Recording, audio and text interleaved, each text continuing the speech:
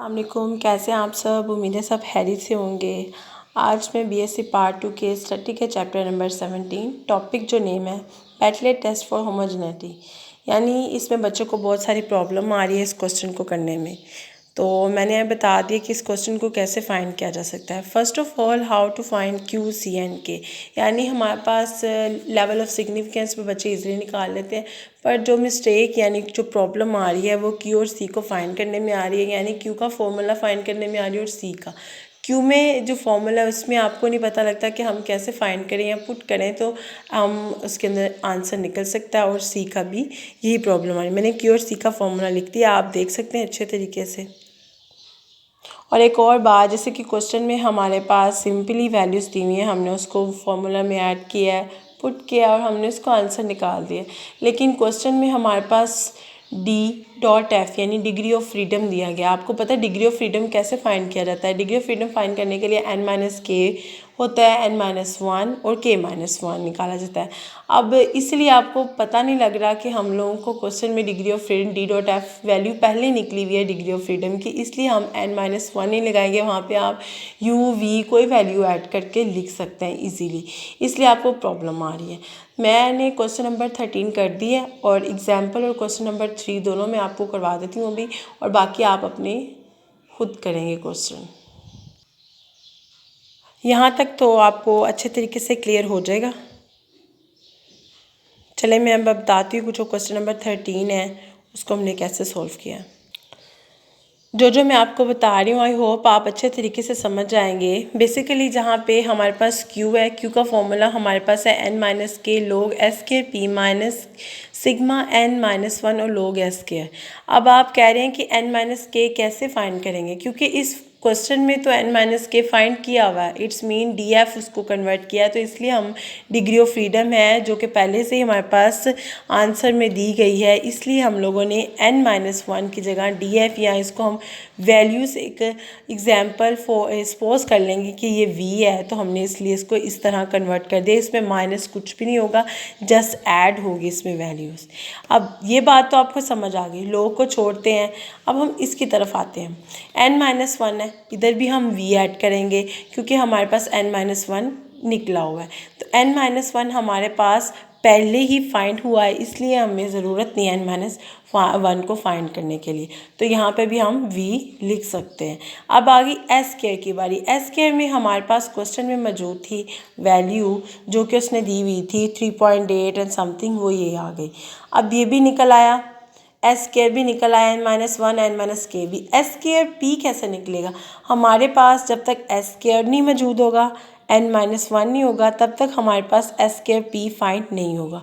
तो जब हमारे पास ये दोनों मौजूद होंगे तो हमारे पास s² p फाइंड करना आसान हो जाएगा। इसलिए अब s² v को जब आपस में मल्टीप्लाई करेंगे, ये एक बॉक्स बना है, यहाँ पे मैंने एक पूरा चार्ट के तौर पे बना दिए। s² p जब फाइंड करेंगे तो हमारे पास इसको निकालने में आसानी होगी, यानी जब इसको फाइंड करना है तो हमें ये वैल्यू को फाइंड करना पड़ता है, तभी ही हमारे पास s² p फाइंड होता है।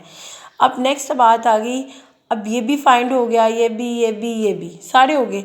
अब पीछे रह गया हमारे पास कि k-1 कैसे आएगा। k आपको पता है किसके फाइंड होता है, n के इक्वल होता है। जो हमारे पास सैम्पल साइज दिए होते हैं उसको कहते हैं डिग्री ऑफ फ्रीडम, यानी टोटल कितने हैं, ये वैल्यू 5 है टोटल, तो 5 को माइनस करेंगे 1 से तो क्या आ जाएगा हमारे पास, 5 में से माइनस करें 1, 4 है, 4 को 3 से मल्टीप्लाई कर देंगे, आता है 12। इसी तरह हम डिवाइड करेंगे तो हमारे पास सिंपल आंसर आ जाएगा।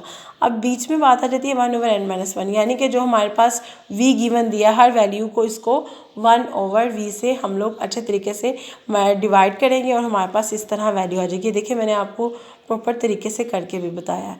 इसी तरह अब log है, जब log की बात आती है s² फाइंड हो गया है, log को हम पहले वैल्यू लिखेंगे और s² की बाद में।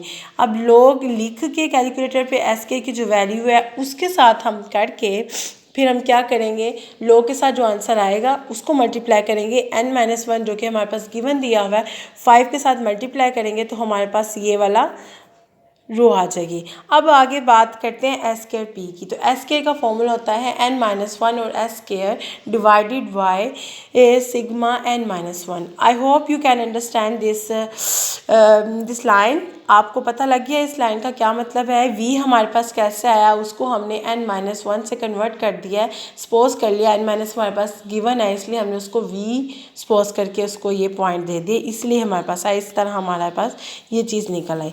अब देन आपको पता है जो वैल्यू आई, अब हमारे पास एस स्क्वायर पी निकल आया। एस स्क्वायर पी तो हमारे पास फाइंड हो गया, अब इसको भी तो करना है ना फाइंड। ये फाइंड कर लिया, ये कर लिया, ये कर लिया, अब ये रह गया। अब जब लोग के साथ एस स्क्वायर पी जो हमारे पास निकला है उसका लोग लेंगे और उसको फिर किससे मल्टीप्लाई कर देंगे, जो n-k यानी टोटल जो वैल्यू है सैम्पल साइज़ का प्लस करके वो उसके साथ मल्टीप्लाई कर देंगे, हमारे पास ये भी निकला है। क्यू भी फाइंड हो गया। सी फाइंड करने के लिए के भी आपको पता है, सिंपल आप ये करेंगे n-1 वी था, इसको हमने किया, इसका टोटल ये आया। n-k जो था उसका टोटल 30 था, इसलिए हमने इसको आपस में मल्टीप्लाई किया, माइनस करेंगे, इसको मल्टीप्लाई करेंगे, इसका भी आंसर गिवन आ जाएगा। आई होप आपको समझ आ गए होगी, इसलिए फिर अब आप वैल्यू को पुट करेंगे और डिवाइड कर देंगे और आंसर आ जाएगा। अब हम चलते हैं एग्जाम्पल की तरफ। ये रही हमारी एग्जाम्पल। जैसे कि आपने सब कुछ फाइंड कर लिया, स्क्वायर पी भी कर लिया, अब ये देखिए लॉग भी कर लिया। यहाँ तक आपको बात समझ आ गई।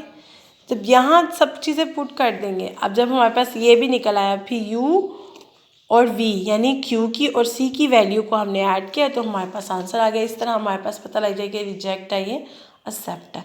तो I hope you can understand this video. अगर आपको कोई और प्रॉब्लम है जो आपको समझ नहीं आ रही, बहुत अच्छा लगा कि आपको जो चीज़ नहीं समझ आ रही आपने मुझसे पूछा, तो आप मुझसे पूछ सकते हैं और इंशाल्लाह ताला मैं आपको लेक्चर डिलीवर कर दूँगी। कोई भी प्रॉब्लम होगा आप मुझसे पूछ सकते हैं, बहुत अच्छी बात है, पूछने में ही बेहतरी होती है। अगर आपको नहीं समझ आ रहा आप मुझसे पूछ सकते हैं दोबारा भी।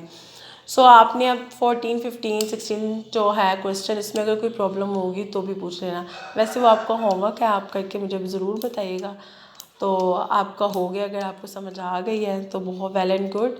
और इंशाल्लाह ताला एक नई वीडियो के साथ दोबारा मुलाकात होगी। दुआ में याद रखिएगा। अल्लाह हाफ़िज़।